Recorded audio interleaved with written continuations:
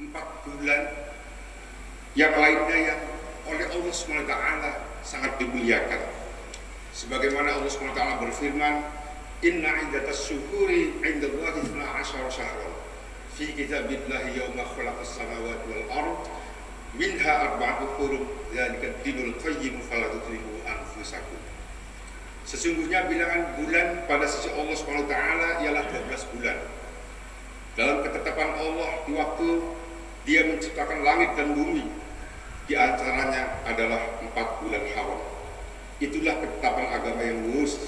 Maka janganlah kamu menganiaya diri kamu dalam bulan yang 4 itu, seperti yang termaktub dalam surat At-Taubah ayat 36. Ayat ini kemudian ditaksis, dispesifikasi, karena Allah SWT menyebutkan hanya 4 bulan, tidak disebutkan secara detail bulan-bulan apa saja. Ayat ini kemudian ditaksis oleh sebuah hadis, salah satunya hadis yang diriwayatkan oleh Abu Bakrah. Rasulullah SAW bersabda, Az-zamanu qad istadara ka hayatihi yawma khalaqas samawati wal ard. As-sanah 12 syahra. Minha arba'atu hurum. Salasatun mutawaliyatun.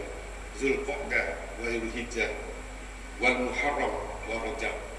Mudzarral ladzi baina Jumadil wa Sya'ban. Diriwayatkan dari Abu Bakrah radhiyallahu taala, Nabi Muhammad SAW bersabda, setahun terdiri dari 12 bulan. Di dalamnya terdapat 4 bulan haram. 3 di antaranya berurutan, yaitu bulan Dzulqa'dah, bulan Dzulhijjah, bulan Muharram, dan keempat adalah bulan Rajab yang diantarai oleh 2 Jumadah, yaitu Jumadil Awal dan Jumadil Tsani, serta bulan Sya'ban. Hadis ini diriwayatkan oleh Imam Bukhari. Hadirin ma'asyiral muslimin rahimakumullah, Allah Subhanahu wa taala menjadikan tahun Hijriah itu di bulan haram dan menjadikan akhir tahun Hijriah pun bulan haram. Tahun Hijriah dimulai dengan bulan Muharram dan diakhiri dengan bulan Dzulqa'dah. Dinamakan bulan Muharram karena Allah SWT mengharamkan peperangan dan konflik di bulan yang mulia ini. Selain itu, bulan ini juga termasuk salah satu dari bulan-bulan yang mulia, seperti tadi yang termaktub dalam hadis Rasulullah, yaitu bulan Muharram, bulan Dzulhijjah, bulan Dzulqa'dah, dan bulan Rajab. Imam Fakhruddin Ar-Razi dalam tafsirnya menjelaskan bahwa setiap perbuatan maksiat di bulan haram akan mendapatkan siksa yang jauh lebih dahsyat. Begitu pula sebaliknya, perilaku ibadah yang dilakukan pada bulan haram kepada Allah SWT juga pahalanya akan dilipat ganda. Imam Fakhruddin Ar-Razi menyebutkan bahwa wa ma'nal haram annal maksiat fiha asyaddu iqaban wa ta'atu fiha aktsaru thawaba. Maksud dari haram adalah sesungguhnya kemaksiatan di bulan-bulan itu memperoleh siksa yang lebih berat, dan ketaatan di bulan-bulan tersebut akan mendapatkan pahala yang lebih banyak. Ma'asyiral muslimin rahimakumullah, bulan Muharram adalah momentum terbaik untuk meningkatkan kebaikan dan ketakwaan kita kepada Allah Subhanahu wa taala. Kita harus mengoptimalkan bulan ini dengan berbagai amalan kebaikan, sehingga bulan-bulan berikutnya akan terasa lebih mudah bagi kita untuk melakukan dan meningkatkan berbagai amal kebaikan. Para ulama memiliki prinsip bahwa para ulama menyebutkan man kanat bidayatuhu muhibatan kanat nihayatuhu musyrifatan, bahwa jika diawali sesuatu dengan cara membakar, maka kelak ujungnya adalah bersinar. Kalau kita menyalakan lilin, maka akhirnya adalah terang. Kalau kita nyalakan lampu, maka akhirnya adalah terang. Ini prinsip dasar para ulama, sehingga marilah kita sama-sama tingkatkan nilai kebaikan kita dimulai dari tahun baru Hijriah ini. Kita harus bertekad kuat untuk melakukan amal kebaikan di awal tahun ini, baik amalan umum maupun amalan khusus di bulan Ramadan. Berikut para hadirin rahimakumullah, amalan-amalan khusus yang diperintahkan untuk kita lakukan di bulan Muharram. Yang pertama adalah memperbanyak puasa sunnah mutlak.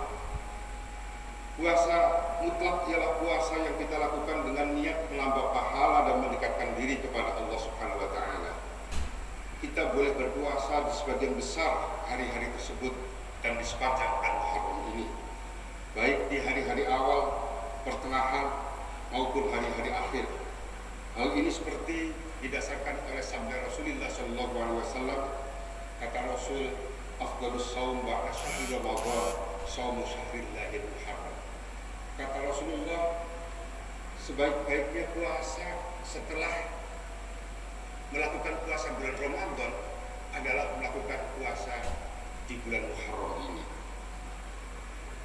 Yang kedua, para hadirin, kita dianjurkan secara khusus untuk menunaikan puasa Asyura, puasa yang jatuh pada tanggal 10 Muharram. Puasa Asyura ialah puasa di tanggal 10 Muharram. Keutamaan puasa ini dapat menghapus dosa-dosa setahun yang lewat. Abu Qatadah Al-Ansari radhiyallahu anhu menuturkan, su'ila an shaumi Asyura faqala yukaffiru hasanat al-madiyah. Suatu ketika Rasulullah ditanya oleh para sahabat tentang pelaksanaan tanggal 10 Syura atau tepatnya tanggal 10 Muharram. Lalu Rasulullah menjawab bahwa puasa pada hari itu akan meleburkan segala perbuatan dosa kita selama 1 tahun. Dalam satu kesempatan ada satu riwayat Rasulullah SAW berjumpa dengan seorang Yahudi. Waktu itu seorang Yahudi tengah menunaikan ibadah puasa persis di tanggal 10 Muharram. Lalu Rasulullah tanya, wahai Yahudi, kenapa engkau berpuasa di tanggal 10 Muharram?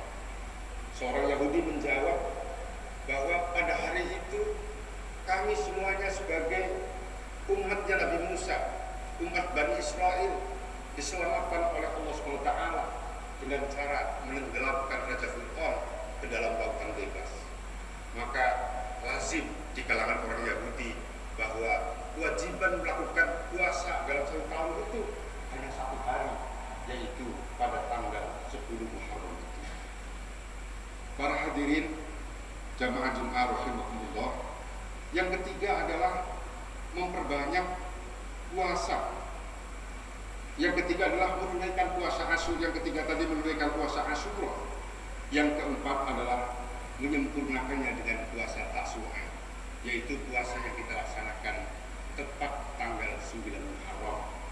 Sebagian ulama menyebutkan tanggal riwayat yang diceritakan oleh Rasulullah itu 3 hari secara berturut-turut, yaitu tanggal 9, tanggal 10 dan tanggal 11. Puasa Tasu'a adalah puasa yang kita lakukan pada tanggal 9 Muharram, di mana Rasulullah SAW sempat menunaikan puasa ini semasa hidupnya. Rasulullah belum sempat menunaikan puasa Tasu'a ketika beliau waktu itu masih hidup. Tetapi dalam satu riwayat Rasulullah SAW bersabda, kata Rasulullah, la'in baqitu ila qabil la asumanna at-tasih. Kata Rasulullah, kalaupun kelak saya akan dipertemukan dengan tanggal 9 Syura, maka saya pasti akan berpuasa di tanggal ini. Hadis inilah yang memperkuat bahwa tanggal 9 Asyura ini merupakan, atau 9 Muharram ini merupakan hari di mana dianjurkan oleh Rasulullah secara khusus untuk melakukan ibadah puasa di samping tanggal 10 dan sebagian riwayat ada yang menyebutkan sampai dengan tanggal 11. Sebagaimana dimaklumi bahwa orang-orang Yahudi dan orang-orang Arab jahiliyah melakukan puasa tanggal 10 Muharram itu.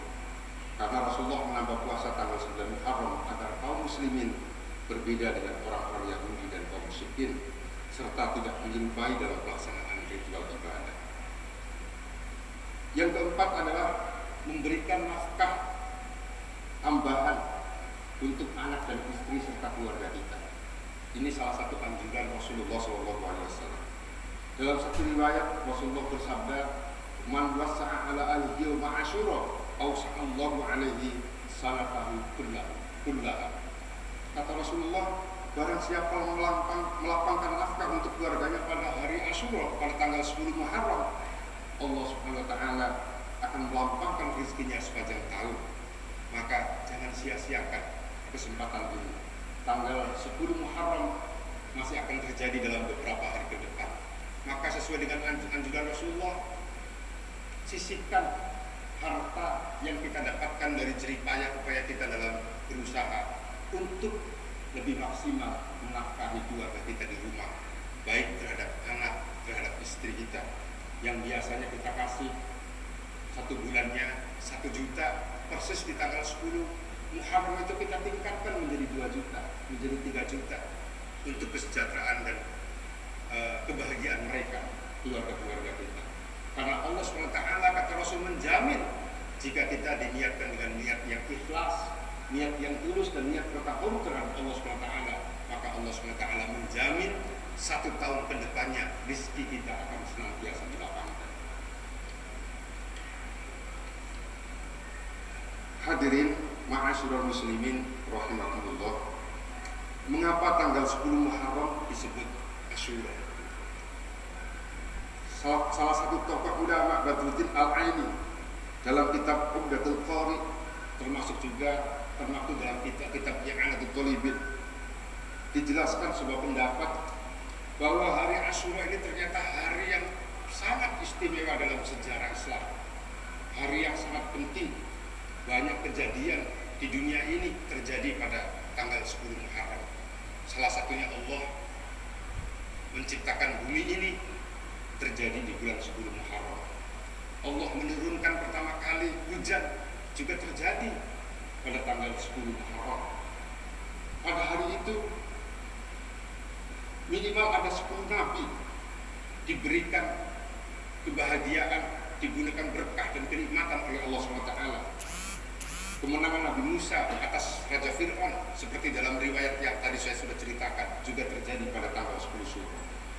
Pendaratan kapal Nabi Nuh juga terjadi pada tanggal 10 Muharram.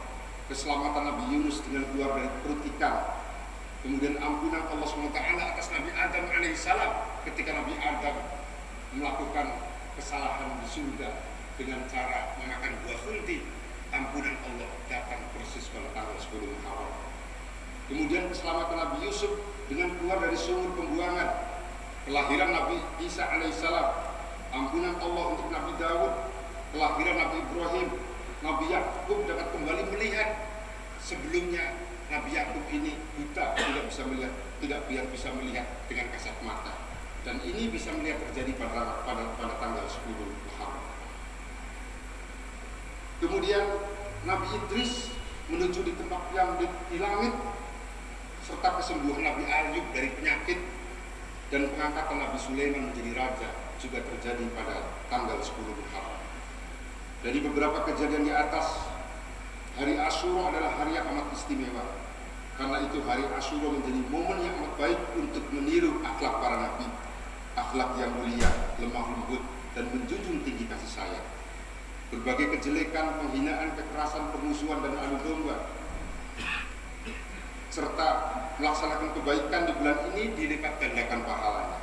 Kejelekan di bulan ini juga dilipatkan siksa dan malapetaka. Hadirin ma'asyiral muslimin rahimakumullah, dalam mengakhiri khutbah ini, khatib ingin menyampaikan setidaknya ada 2 hal penting yang menjadi catatan dalam memaknai hikmah di balik kemuliaan bulan Muharram. Yang pertama adalah bulan Muharram itu syahrullah, bulannya Allah. Bulan di mana di situ ditetapkan supremasi hukum Allah. Muharram ini salah satu bulan yang secara langsung dinamai oleh Allah SWT. Sebelumnya pada masa Yahudi bulan Muharram ini disebut dengan Safar Awal. Tetapi ketika Islam berproses di sana, Safar Awal ini diganti menjadi bulan Muharram. Jadi ini disebut dengan Syahrullah, bulannya Allah dan bulan supremasi hukum Allah SWT. Ciri-cirinya banyak, ditandai dengan bukti-bukti bahwa Al-Quran menyebutkan kemuliaan bulan tersebut. Diperkuat oleh hadis Nabi yang lebih detail lagi menyebutkan bulan Muharram sebagai salah satu dari 4 bulan yang mulia. Kemuliaan ini ditandai oleh diperbanyaknya nilai-nilai spiritual dan anjuran-anjuran yang tadi baru saja dijelaskan. Oleh karena itu nilai-nilai spiritual yang diperbanyak di bulan Muharram harus dijadikan semangat untuk sekaligus menjauhkan dari nafsu kekuasaan pragmatis, menjauhi tindak kriminal, dan menahan emosi dan nafsu peperangan. Maka semangat Muharram adalah semangat perdamaian, islah bainan nas, bagaimana agar kita semuanya bisa rukun di antara manusia ini, tidak membedakan apakah beda golongan, beda agama, beda suku maupun beda budaya. Kedua, Muharram ini sebagai bulan hijrah. Allah SWT berfirman, ya ayyuhalladzina amanu ittaqullaha wal tanzur nafsum ma qaddamat lighad wattaqullaha innallaha khabirum bima ta'malun. Dalam surat Al-Hasr ayat ke-18. Hendaklah setiap diri memperhatikan, melakukan introspeksi tentang apa-apa yang telah diperbuat untuk menghadapi hari esok, dan bertakwalah, sesungguhnya Allah Maha tahu dengan apa yang engkau perbuat. Makna hijrah tidaklah sesempit sejarah yang kita pahami, kepindahan Rasulullah dari kota Mekah menuju Madinah. Akan tetapi hijrah Rasulullah memiliki nilai-nilai dan semangat yang hendak diperjuangkan demi kemajuan dan kemuliaan umatnya. Menentukan skala prioritas program serta program-program pengembangan masyarakat ini semua didesain ketika Rasulullah melakukan hijrah dari kota Mekah menuju kota Madinah. Selama 13 tahun Rasulullah di Mekah mengajarkan tauhid, kepasahan kepada Allah. Bahkan Rasulullah memperjuangkan persamaan derajat antara laki-laki dan perempuan, serta menyingkirkan totalisme kapitalis di sana. Tetapi apa yang dihasilkan Rasulullah selama 13 tahun? Ternyata hasilnya tidaklah sesuai dengan apa yang diharapkan. Dalam kondisi ini, Rasulullah melakukan hijrah ke Madinah semata-mata tadi untuk melakukan transformasi kemaslahatan Islam, sehingga dalam rentang tidak lebih dari 10 tahun hijrah telah menciptakan masyarakat Islam menjadi masyarakat tamadun, yaitu masyarakat yang berperadaban, masyarakat yang berilmu dan berpengetahuan secara komprehensif. Hadirin ma'asyiral muslimin rahimakumullah, demikianlah khutbah singkat ini, demikianlah isi dari khutbah singkat ini yang kami sampaikan. Semoga bisa memberikan manfaat kepada kita semuanya. Amin ya rabbal alamin. Inna ahsanal mawa'id as-safiyah kalam la yaqulu al-qawiyah. Wallahu subhanahu wa ta'ala yaqulu bi qawlihi yaqadil muhtadun. Wa idza quri'a al-Qur'an fastami'u lahu wa ansitu la'allakum turhamun. A'udzu billahi minasy syaithanir rajim. Bismillahirrahmanirrahim. Wal 'asri innal insana lafi khusr illa alladziina aamanu wa 'amilus shalihati wa tawassaw bil haqqi wa tawassaw bis sabr.